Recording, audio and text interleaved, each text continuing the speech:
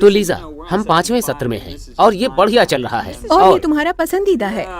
इसका शीर्षक है घनिष्ठता। अगर तुम सच में इसका असली शीर्षक जानना चाहती हो तो वह है यौन यानी हम सेक्स। घनिष्ठता की बात कर रहे हैं। तो हम अभी सेक्स के बारे में बात करने जा रहे हैं। मुझे तुम्हारे साथ सेक्स करना अच्छा लगता है। मुझे तुम्हारे साथ सेक्स के बारे में बात करना अच्छा इसमें लगता है। लुत्फ है। हाँ बिल्कुल, 30 साल पहले से भी ज्यादा, जब हमारी शादी हुई थी और हम दोनों के सामने हमारे विवाहित बिस्तर से जुड़ी चुनौतियाँ थीं, जिनके बारे में हमारा ख्याल था कि शादी के साथ ये हल हो जाएंगी। और मुझे पता है कि बहुत सारे लोग ऐसा समझते हैं कि शादी करने से हर बात का हल हो जाएगा। तो हर वो बात जो एक लत थी या जो एक चुनौती थी, उनको लगता है कि जब विवाह होता है और कस्में खाई जाती हैं, उसी समय सब वश में हो जाता है। पर ऐसा ना तो मेरे साथ हुआ और ना ही तुम्हारे साथ। और एक बार फिर हम खुल के बात करने वाले हैं। हम पूरी ईमानदारी से बात करेंगे।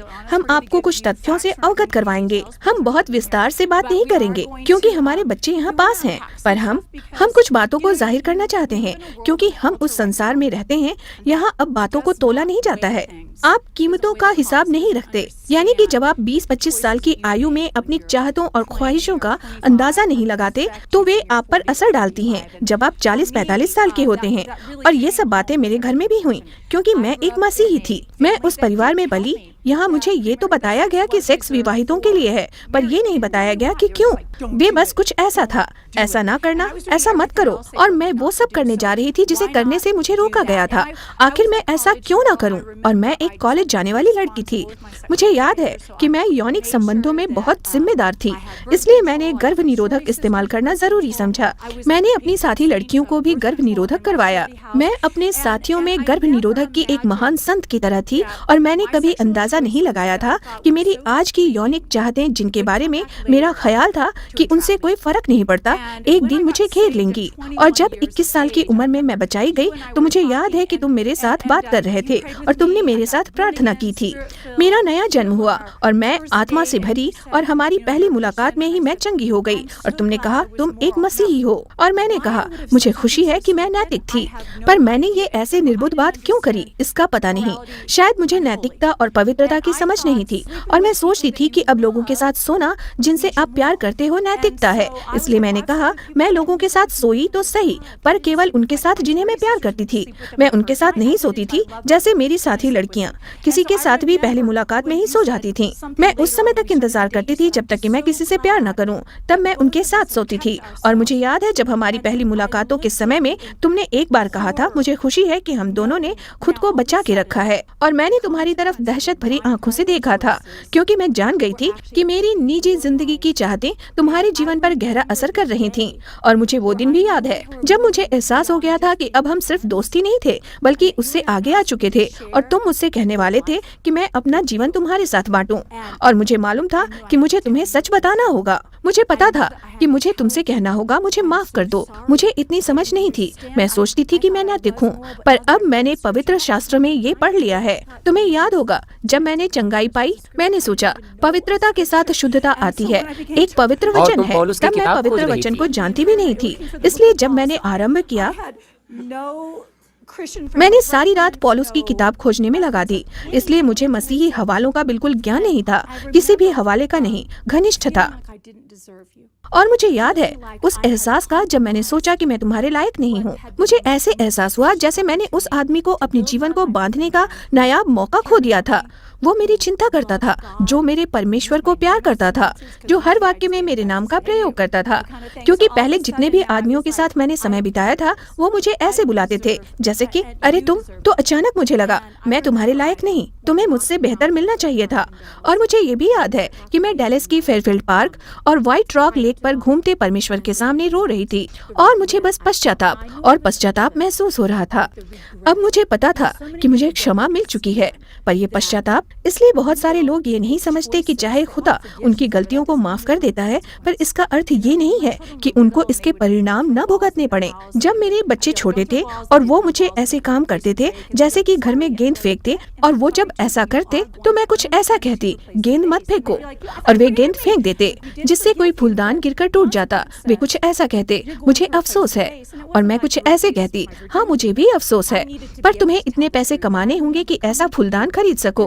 और वे कहते, मैंने सोचा आपने मुझे माफ कर दिया है। मैं जवाब देती, हाँ हमने तुम्हें माफ कर दिया, पर हालात ये कहते हैं कि तुम इस फूलदान की जगह एक फूलदान लाने वाले हो। क्या ये कुछ ऐसा नहीं था कि मैं अपने कुंवारेपन की पवित्रता वापस नहीं ला सकती थी, पर मुझे सच बोलने की आवश्यकता थी। मुझे याद है जब मैं तुम्हारे पास आ रही थी, और इसी तरह से जब तुमने मेरी ओर देखा और तुमने कहा, मैं तुम्हारे लिए प्रार्थना कर रहा हूँ, और मुझे सचमुच ऐसा लगा कि पवित्र आत्मा मुझसे कह रहा है कि तुम्हें बताऊं, अगर कोई मनुष्य मसीह में है तो वो नई कुदरत है।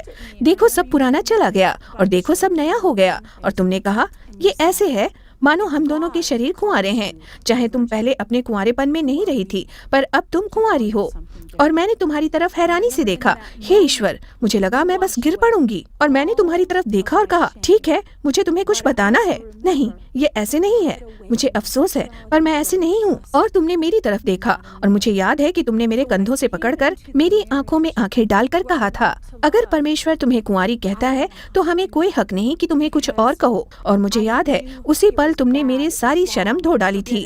अचानक ऐसा करना अच्छा बन गया था, जिसकी प्रसन्नता होती है, जो कि पवित्र है, पर मुझे पता नहीं चल रहा था कि इस बदलाव को कैसे करूं, और मेरे लिए ये सच में मुश्किल था। और मैं याद करती हूँ कि मुझे अपनी यौनिकता के उस क्षेत्र को परमेश्वर को ठीक करने देना था, ताकि मैं वासना के संसार से आंखें फेर कर प्रेम के संसार में जाग सकूं। और तुम्हारे सामने भी कुछ खास मैंने खुद को चुनौतियां अपनी थीं। पत्नी के लिए रख छोड़ा था, पर वे पूरी तरह से ऐसा नहीं था। मसीह के मुताबिक मैं नापाक था, क्योंकि मुझे अश्लील तस्वीरें देखने की आदत थी, और मेरा ख्याल था कि विवाह के बाद मेरी ये समस्या हल हो जाएगी, पर ऐसा नहीं हुआ। और यहाँ चाहे मैं खुद को अपनी पत्नी के लिए बचा रहा था, पर हम दोनों को अपने बिस्तर पर एक दूसरे का आनंद लेने में कठिनाई आ रही थी। और इसलिए पहले मुझे लगता है 3 शादियाँ। 3 शादियाँ? तुम्हारी कितनी बार शादी हुई है? क्या ऐसा कुछ है जो मुझे पता नहीं?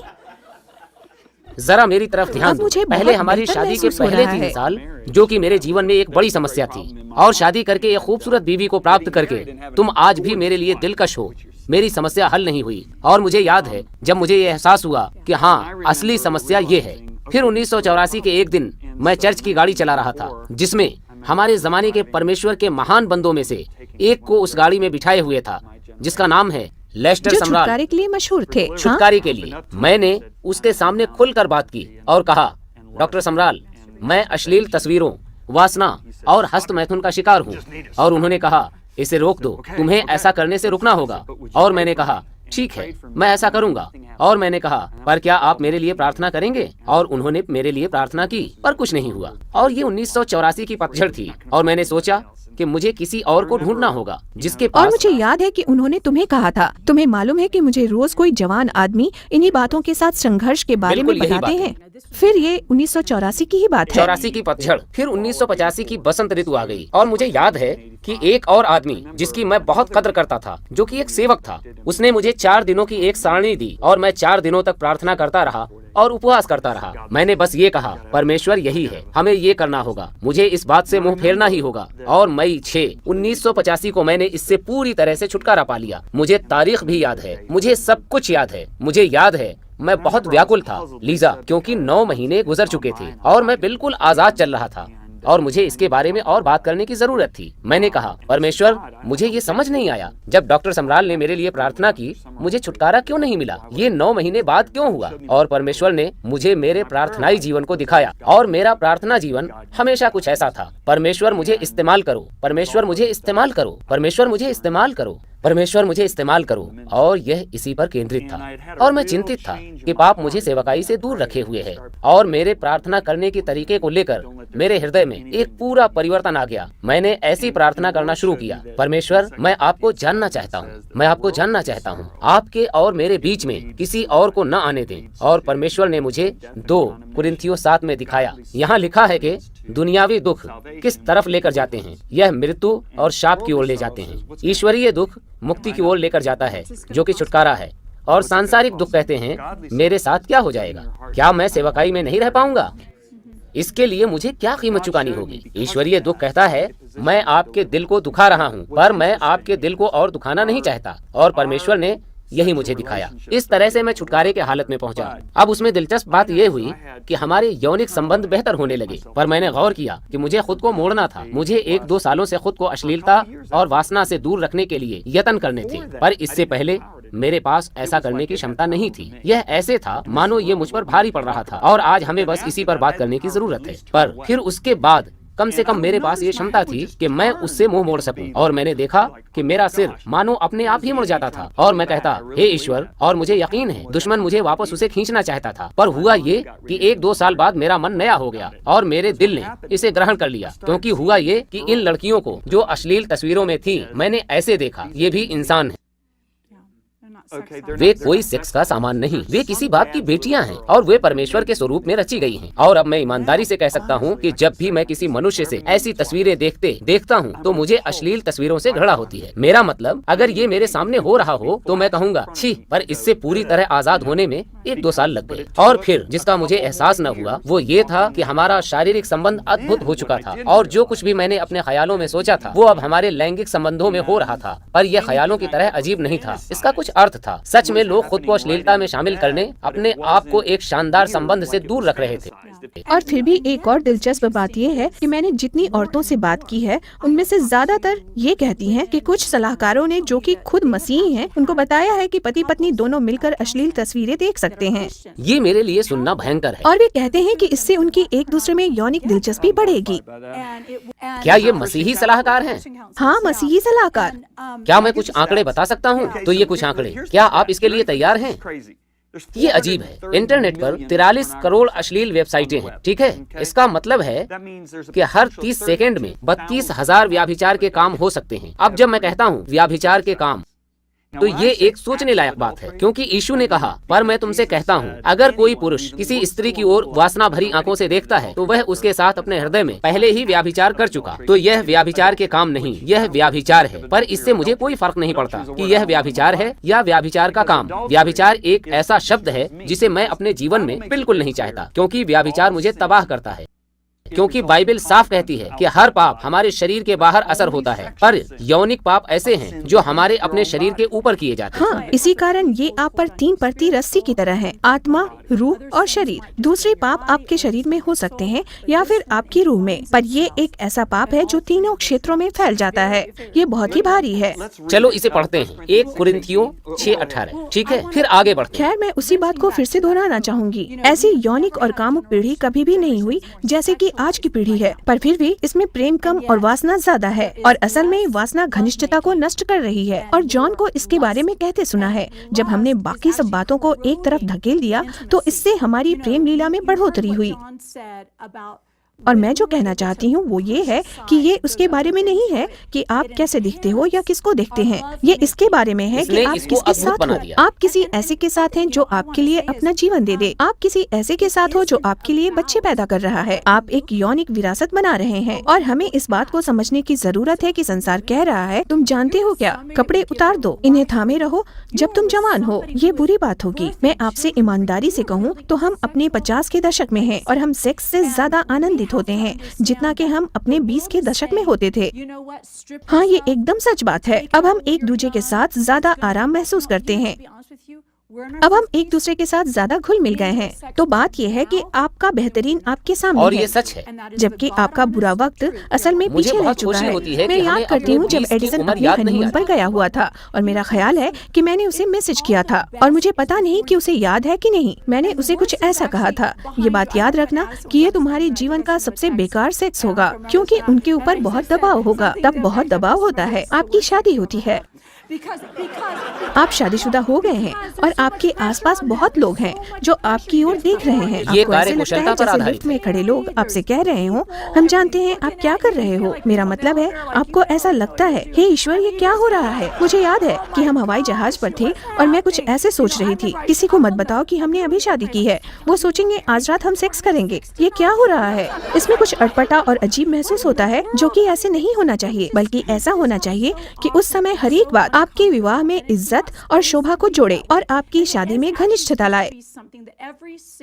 वो ऐसा ही चाहता है, उसी ने तो इसे कायम किया है। तो क्या परमेश्वर पर ऐसा हर वो पसंद करता चीज है? जिसे परमेश्वर बनाता है वो ऐसा ही शैतान चाहता इसे है। खराब करना चाहता हाँ, है उसी ने और इसे वो कायम हमारे किया पास कुछ ऐसे ख्याल लाता है। घनिष्ठता की बजाय वो हमें एक दूसरे से दूर करने के लिए कहता है, खैर तुमसे नहीं बनी, या तुमसे नहीं हो पाता, तुम्हें वियाग्रा दवा लेने की जरूरत है, या मैं चाहती हूँ कि तुम किसी सेक्स खिलौने की मदद लो, या मैं चाहती हूँ कि तुम साथ में एक वीडियो भी लगाओ, या मैं तुम्हारे लिए काफी नहीं हूँ। तो असल में होता ये है कि इन सब में जो असल में है और जो नहीं है उसमें एक तुलना की जाती है। और सच्चाई ये है कि जॉन और मैं अपने कपड़ों के बगैर अपने 50 की उम्र के मुकाबले अपने 20 की उम्र में ज्यादा बेहतर नजर आते थे, पर हमें यकीन है कि 20 की उम्र के मुकाबले हम 50 की उम्र में अपने कपड़ों के बगैर ज्यादा मजा लेते हैं। मैं इसे कुछ सकारात्मकता में चाहती हूँ। और इसका बड़ा कारण एक ये है, हम अपने संस्कृति के दबाव में थे। संस्कृति के मुताबिक आपको अपनी कार्यकुशलता दिखानी होती है। तो आप सोच रहे होते हैं कि जब लीजा के साथ मेरी शादी का पहला साल था, मुझे अपनी कार्यकुशलता दिखानी थी, पर अब मुझे कार्यकुशलता दिखाने की आवश्यकता नहीं है। अब कोई कार्यकुशलता नहीं है। तुम्हें कार्यकुशल होना है? नहीं, मैं मजाक कर रही हूँ। इसमें कार्यकुशलता क्या मतलब है तुम्हारा कि कोई कार्यकुशलता नहीं है? तुम अद्भुत हो। ओ मेरे, मैं इस औरत के प्यार में डूबा हुआ हूँ। मैं किसी और स्त्री के साथ हम बिस्तर नहीं होना चाहूँगा। मैं इस महिला से प्यार करता हूँ। पर हम वही कर रहे हैं एक दूसरे के साथ जो करने के लिए हम बनाए गए हैं। ये कार्यकुशलता नहीं है। हाँ, यह एक प्रकटीकरण है, एक पूरी भावना, आत्मा, रूह और शरीर लीजा के लिए मेरे प्रेम का और मेरे लिए लीजा के प्रेम का। तो इसलिए कार्यकुशलता कोई जरूरी बात नहीं है जिसके बारे में हम सोच रहे होते हैं। मैं ईमानदारी से कहूँ तो अब जब मैं तुम्हारे साथ बिस्तर में होता हूँ तो मेरा पहला उद्देश्य यही होता है कि तुम संतुष्ट हो जाओ, और ऐसा करने से मुझे बहुत संतुष्टि मिलती है। तो मेरा ख्याल है कि हर आदमी जब अपनी पत्नी के साथ बिस्तर में होता है तो उसका यही उद्देश्य होना चाहिए। और इसके कारण मेरा विचार है कि बिस्तर में जो कुछ भी होने वाला है उसके बारे में बातचीत होनी चाहिए, क्योंकि कई बार ऐसा होता है कि एक जन सुखद महसूस नहीं करता पर दूसरा इसे चाहता है। अगर आपका साथी ठीक महसूस नहीं कर रहा हो तो आप उसे ऐसा करने को क्यों कहते हैं? क्योंकि क्या आपका उद्देश्य यह नहीं कि आपके साथी को एक अद्भुत अनुभव दें? और इसमें मुझे ऐसा लगता है कि जैसे आप खुद इसमें से कुछ पाने की कोशिश कर रहे हैं। मेरा मतलब है, बल्कि मेरा पूरा विश्वास है कि मियाँ और बीवी में बढ़िया प्रेम संभोग तब होता है जब दोनों एक दूसरे को खुश करने के लिए उतावले हों।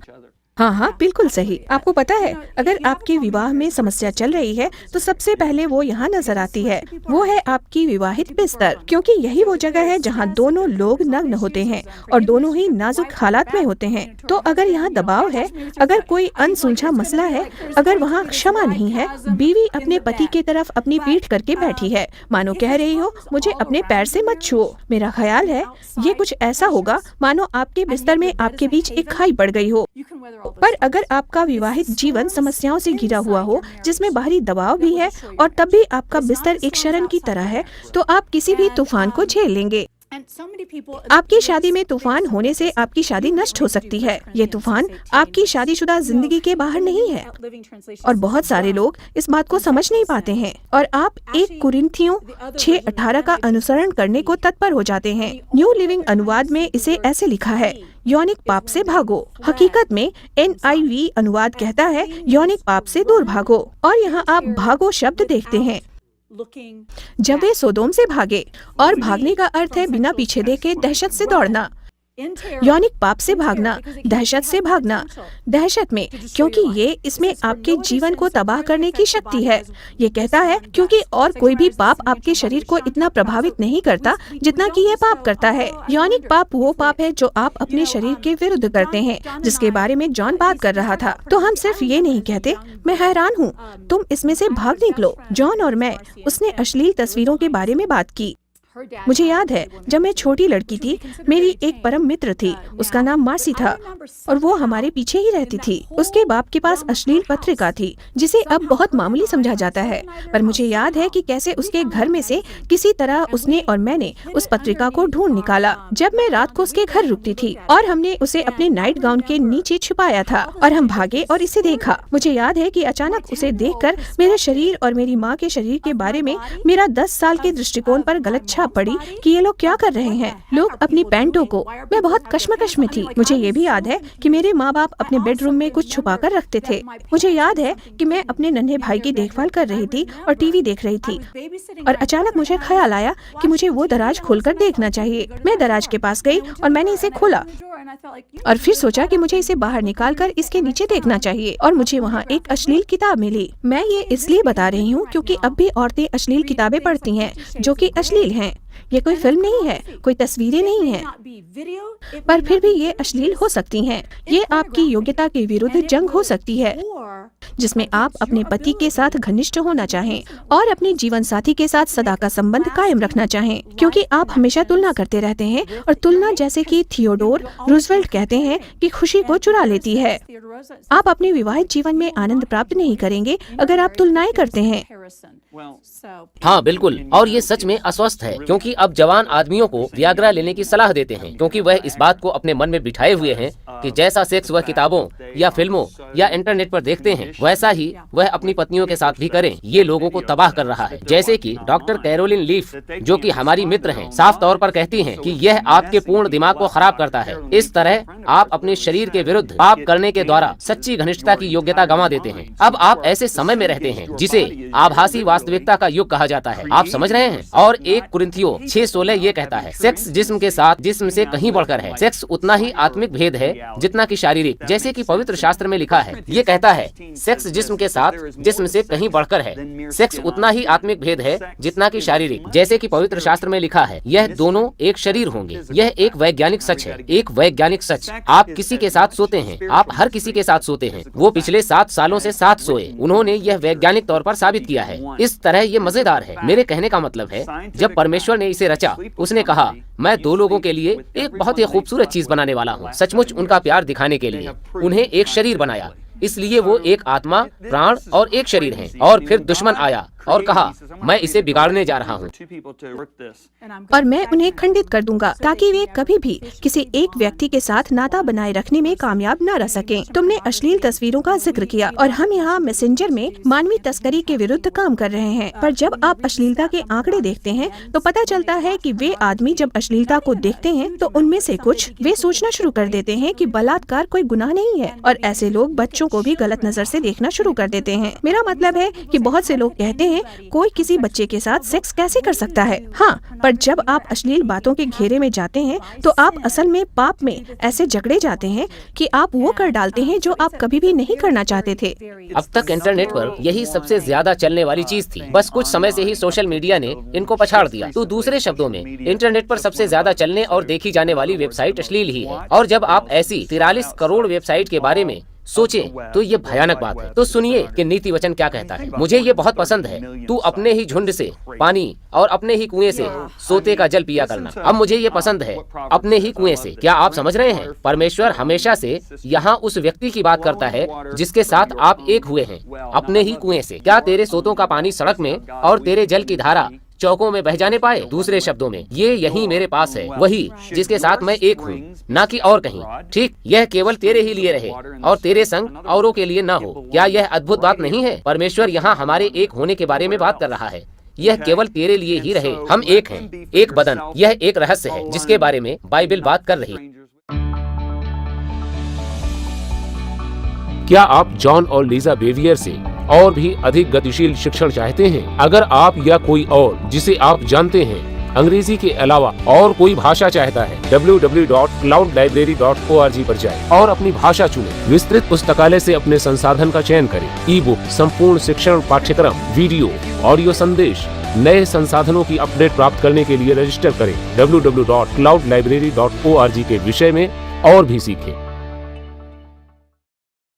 तो तेरा, और इससे आपको पता चल जाएगा कि मैं विषय से बाहर बात नहीं कर रहा। तेरा सोता धन्य रहे और अपनी जवानी की पत्नी के साथ आनंदित रहे। जब वो कहता है तेरी पत्नी, वह उसके बारे में बात कर रहा है जिसके साथ आप एक बदन हैं। अपनी जवानी की पत्नी प्रिय हरिणी या सुंदर सांभरनी के समान, उसके स्तन सर्वदा तुझे संतुष्ट रखें और उसी का प्रेम। तो आप समझ सकते हैं परमेश्वर की यही मर्जी है, ठीक है। उसी का प्रेम नित्य तुझे आकर्षित करता रहे। हे मेरे पुत्र, तू अपरिचित स्त्री पर क्यों मोहित हो और पराई को क्यों छाती से लगाए, क्योंकि मनुष्य के मार्ग यहोवा की दृष्टि से छिपे नहीं है और वह उसके सब मार्गों पर ध्यान करता है। तो इसे समझिए, आप जो कुछ भी छुप छुपा कर किसी अंधेरी जगह पर कर रहे हैं, ये सोचते हुए कि आपको कोई नहीं देख रहा, उस समय परमेश्वर आपको देख रहा होता है। तो आप ऐसा क्यों चाहेंगे कि आप अपने आप पर और आपके मिलन पर ऐसी तबाही आने दें? ऐसा पंगा कभी न लें। इसे एक जहर समझें, भागें, डर कर भाग जाएं। इस पर परमेश्वर के नजरिए को देखें, ताकि मैं समझता हूँ कि जो लोग पाप से इसलिए मुक्त नहीं हो पाते क्योंकि ये इसके नुकसान से नावाकिफ होते हैं। तो हम ये उम्मीद करते हैं कि इस सत्र के बाद आप इस बात को समझ जाएंगे कि खुद को इधर उधर किसी के हवाले करना आपके लिए कितना खतरनाक हो सकता है। हाँ बिल्कुल, जो दो लोगों के बीच में पवित्र है वही ज्यादा जनों में प्रदूषित हो जाता है। तो इसकी बहुत इज्जत हो, ऐसी परमेश्वर की इच्छा है। इब्रानियों 13:4 कहता है, विवाह सब में आदर की बात समझी जाए और बिछौना निष्कलंक रहे, क्योंकि परमेश्वर व्यभिचारियों और पर स्त्रीगामियों का न्याय करेगा। और ये दिलचस्प है क्योंकि बहुत से लोग ये सिखाते हैं, अरे विवाहित बिस्तर कभी दूषित नहीं होता, जिसका अर्थ है आप अपने विवाहित जीवन में जो चाहे कर सकते हैं। पर ये असल में ऐसी व्याख्या नहीं है। पर ये ऐसा कुछ बयान नहीं करती है। असल में जब आप इसे क्रियाओं के संदर्भ में पढ़ते हैं और इसे शब्दों के संदर्भ में पढ़ते हैं, हमने इसे तोड़ दिया है। आप ऐसे कह सकते हैं, विवाह या विवाहित होना सम्मानित समझा जाए, जिसका मूल्य कुछ अलग है, कीमती, सब बातों में अहम है। और दाम्पत्य जीवन यानी कि आपका विवाहित बिस्तर, जो कि आपके यौनिक संबंधों को दर्शाता है, यौनिक जीवन, ये अदूषित रहना चाहिए, क्योंकि परमेश्वर यौनिक पाप का न्याय करेगा, हर किसी का जो यौनिक पाप में लगा हुआ है, क्या मर्द क्या औरत, चाहे उन्हें व्यभिचारी या व्यभिचारिणी से कुछ हद तक अलग समझा जाएगा। मतलब ये कि एक है यौनिक पापी और एक है व्यभिचारी। तो इसे कहें, मैं कहती हूँ, हाँ तो ठीक, तुम जानते हो हम शादीशुदा हैं और हमारा बिस्तर अदूषित है, चलो अश्लील बातों को हमारे कमरे में लाते हैं। नहीं, असल में ऐसा करते ही हम अपने विवाह को अदूषित कर देते हैं, बल्कि हम अपने दाम्पत्य जीवन की मर्यादा को बेइज्जत करते हैं। और इसलिए हम सच में इस बात पर जोर देना चाहते हैं, दाम्पत्य जीवन का सम्मान किया जाना चाहिए। सम्मानित, इसके साथ सम्मान जुड़ा हुआ है। अब मैं सोचती हूँ कि कितने सारे यौनिक कार्य हैं, पर क्या वो सभी मर्द या औरत को सम्मान देते हैं? क्या ये किसी तोहफे को सम्मान देना है? इसे व्यभिचार, यौनिक पाप, अश्लीलता और हर इस बात से रहित रखना चाहिए जो शरीर को अदूषित करती हो। तो अनौपचारिक शारीरिक संबंध, अनैतिकता, समलैंगिकता और व्यभिचार सभी परमेश्वर की एक पुरुष, एक स्त्री, एक हृदय जो एक बदन बनते हैं के बारे में योजना का तिरस्कार करते हैं। तो पौलुस आखिरी दिनों की बात करता है कि सेक्स के बारे में हमारा नजरिया बदल जाएगा। और पौलुस ने रोमियो के पहले अध्याय में कहा है, इसलिए परमेश्वर ने उन्हें नीच कामनाओं के वश में छोड़ दिया। यहाँ तक कि उन स्त्रियों ने भी स्वाभाविक व्यवहार को उससे जो स्वभाव के विरुद्ध है बदल डाला। वैसे ही पुरुष भी स्त्रियों के साथ स्वाभाविक व्यवहार छोड़कर आपस में कामातुर होकर जलने लगे। पुरुषों ने पुरुषों के साथ निर्लज्ज काम करके अपने भ्रम का ठीक फल पाया। याद रखें, यौनिक पाप शरीर के विरुद्ध एक पाप है। तो अप्राकृतिक चाहत और अभद्र कार्य उस संस्कृति का नतीजा है जिसमें परमेश्वर के सत्य का स्थान एक झूठ का दिया गया है। तो जब हम उस सभ्यता में रहते हैं जो कहती है परमेश्वर यहाँ से चले जाओ, यहाँ से चले जाओ, हम अपने जीवन के लिए खुद के मापदंड बनाना चाहते हैं। यही वह सभ्यता है जिसमें हम रहते हैं, एक समाज। तो इससे फिर जो कुछ होने का है वह है, अरे जो पहले कभी नहीं हुआ वह वे है जो बिल्कुल अप्राकृतिक है, और वह जो बिल्कुल बिगड़ चुका है वह स्वीकार्य हो रहा है। और अगर उसके विरुद्ध कुछ कहा जाए तो हल्ला मच जाता है। तो हम रास्ते से भटक रहे हैं। ये हमारे सृष्टिकर्ता के हृदय से दूर चले जाने का साफ सबूत है। तो मैं यहाँ आपको ये नहीं बताने जा रहा कि समाज की निगाह में क्या ठीक है और क्या गलत। मैं यहाँ आपको ये बताने को हूँ कि जो हमारा सृजनहार है उसका हमारे लिए असली मकसद क्या है, और जो बहुत सुंदर, प्यारा और अद्भुत और विश्वसनीय है उसे खराब किया जा रहा है। और सच तो ये है कि आप इससे मुक्ति प्राप्त कर सकते हैं। आप समलैंगिकता की गुलामी से आजाद हो सकते हैं। आप अश्लीलता की गुलामी से मुक्त हो सकते हैं। आप अनैतिकता और अनैतिक शारीरिक संबंधों से मुक्त हो सकते हैं। आप मुक्त हो सकते हैं, पर इसके लिए कुछ करना पड़ेगा। इस पर मेहनत लगेगी। इसी कारण परमेश्वर ऐसे हैं, कृपया इसकी रक्षा करें। पर एक उम्मीद है, उसकी कृपा। तो जब उसकी कृपा हमारे जीवनों के अंदर आती है तो जो पुराना है वो नया हो जाता है और वो हमें नया कर सकता है। पर यह नियत से जुड़ी हुई बात है। आपको ऐसे बनना है जैसे आप कहें। आपको मालूम है, मैं परमेश्वर की प्रतिज्ञाओं को थामे रहना चाहता हूँ, पर मैं इस दुनिया में स्वभाव और रहन सहन को खुद से दूर होने देने का इच्छुक हूँ। जॉन, ये ऐसे हैं कि मैं इस बात से वाकिफ हूँ। हम अभी उस सभ्यता में रहते हैं जो वैसी नहीं है। मुझ पर ये घृणा मत थोपो। मैं इस घृणा को ग्रहण करने वाली नहीं हूँ। मैं कृपा के अधीन हूँ। पर सच्चाई ये है, जब आप ये कहना आरंभ करते हैं कि जो घृणा से भरा था अब घृणित नहीं है, जब आप ऐसे कहें, खैर, मैं लज्जित महसूस नहीं करना चाहता हूँ। बिल्कुल, हमें इस बात पर जोर देना है कि परमेश्वर के पास हमारी शादी के लिए क्या है और हम सारी अच्छी बातों को किस प्रकार ग्रहण कर सकते हैं। ये हमारे पास पवित्र शास्त्र से एक वचन है और इस किताब में ऐसे बहुत सारे वचन हैं। पर आपको एक फैसला लेना है। तुमने कहा कि तुमने फैसला कर लिया है, तुम ऐसी चीजों को दोबारा से नहीं देखोगे। तो भजन संहिता 101:3 यूं है, मैं अधम बातों को अपने नेत्रों के समक्ष नहीं रखूंगा। और आगे यहेजकेल को देखते हैं। परमेश्वर यहेजकेल से कहता है, जैसे तुम्हारे पूर्वजों ने मूर्ति पूजा करके स्वयं को अशुद्ध किया था, वैसे ही क्या तुम भी स्वयं को अशुद्ध करोगे।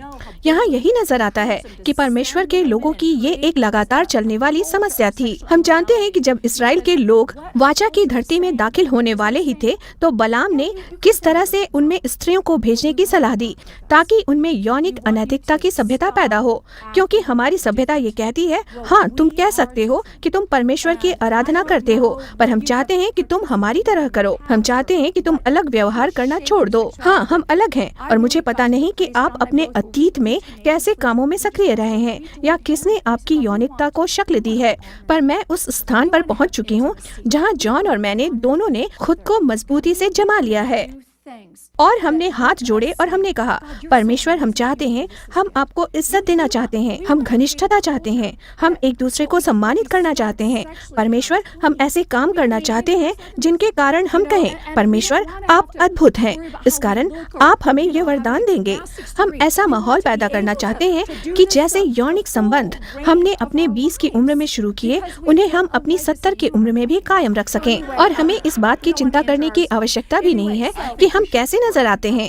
मेरा विचार है कि हमें प्रार्थना करनी चाहिए, विवाहितों के लिए, कुंवारों के लिए, हर कोई जिसके सामने इस क्षेत्र में मैं एक चाहूंगी कि समस्या तुम आई है। इसे उस वचन के साथ पूरा करो, क्योंकि वही तो था। पौलुस यही ने तो कहा, असली क्योंकि मैं मकसद तुम्हारे था। विषय में ईश्वरीय धुन लगाए रहता हूँ, इसलिए कि मैंने एक ही पुरुष से तुम्हारी बात लगाई है कि तुम्हें पवित्र कुंवारी की नाई मसीह को सौंप दूं। परंतु मैं डरता हूँ कि जैसे सांप ने अपनी चतुराई से हव्वा को बहकाया, वैसे ही तुम्हारे मन उस सीधाई और पवित्रता से जो मसीह के साथ होनी चाहिए कहीं भ्रष्ट न किए जाएं।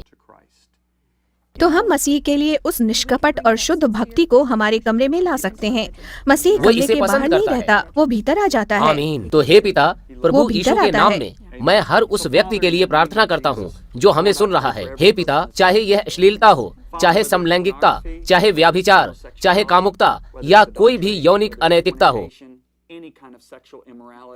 चाहे ये कोई भ्रष्ट कार्य हो हम यीशु या के नाम में बलात्कार या अभी कोई और आपको बुराई। जीवन से घृणा की शक्ति को तोड़ता हूँ। हम यीशु के नाम में अभी आपके जीवन से दोष की शक्ति को तोड़ देते हैं और हम इस अंधकार और बेड़ियों को यीशु के नाम में हुक्म देकर तोड़ते हैं, प्रभु यीशु नासरी के नाम में। और पिता, अब हम प्रार्थना करते हैं कि विवाहित बिस्तर पर तंदुरुस्ती और चंगाई बनी रहे, और वे जो अभी अकेले हैं, प्रभु परमेश्वर, मैं उनके लिए प्रार्थना करता हूँ कि उनकी शुद्धता कायम रहे, वह भी कि वे शुद्धता में चलना शुरू कर दें, जैसे शुद्ध कुंवारी, और जैसा आपने बहुत साल पहले लीजा के लिए किया, वैसा फिर किसी के लिए करें। यीशु मसीह का लहू आपको शुद्ध करे और क्षमा करे और आपको एक नई शुरुआत दे। यीशु के नाम में हम प्रार्थना करते हैं, आमीन। हे पिता, मैं हर पुत्र और हर पुत्री के लिए प्रार्थना करती हूँ जिनकी यौनिकता का आरंभ रात के डरावने सपने की तरह हुआ। पिता, मैं यीशु के नाम में आपको धन्यवाद देती हूँ। जब भी वे आपकी आराधना करें तो आप उन्हें खुशी के गीत दें और हर उस बात को जो गलत तरह से जागे उसे वापस सुला दें। पिता, मैं आपका धन्यवाद करती हूँ कि आप इसे वापस सुला देंगे ताकि ये दोबारा प्रेम और सपनों के संसार में जागे। आमीन। आमीन।